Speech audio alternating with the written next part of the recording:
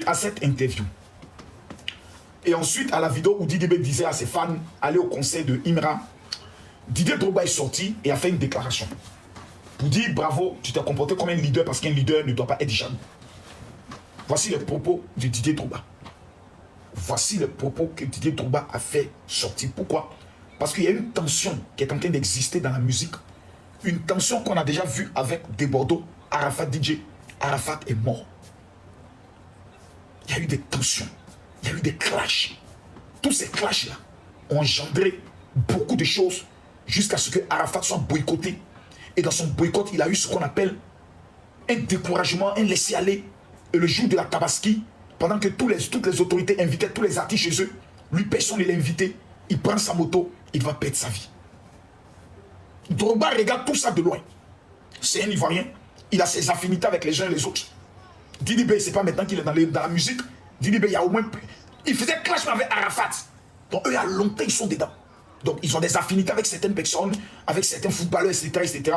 Et Drogba, voyant que son petit Didi B n'est pas entré dans les invectives et autres, s'est dit, je peux féliciter l'esprit de grandeur de ce jeune homme qui est en train de démontrer qu'il est sage.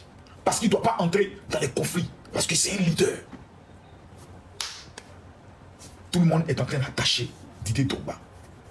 Moi, à la place de Drogba, sincèrement, s'il était son conseiller en communication, cette histoire d'enfant, je n'allais pas parler dedans. Pourquoi? Parce que les fans de Imra sont les plus nerveux.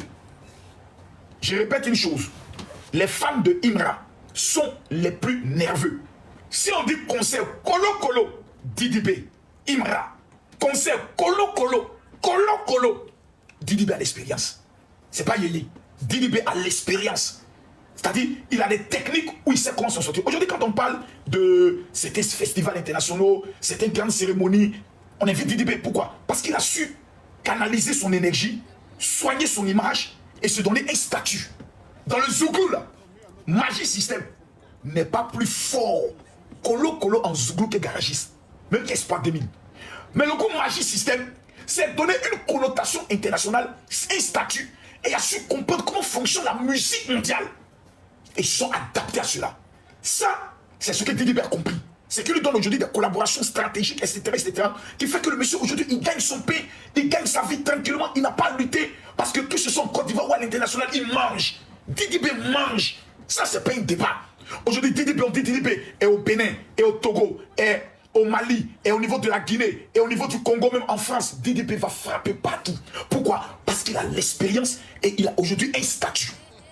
Imra, c'est l'esprit du zinc. Il est en train de venir comme un dragon qui vient à une force exceptionnelle. Ça là, si c'est canalisé, si c'est bien organisé, ça peut se vendre sur l'international. Il y a des footballeurs qui sont forts, mais il reste des footballeurs locaux.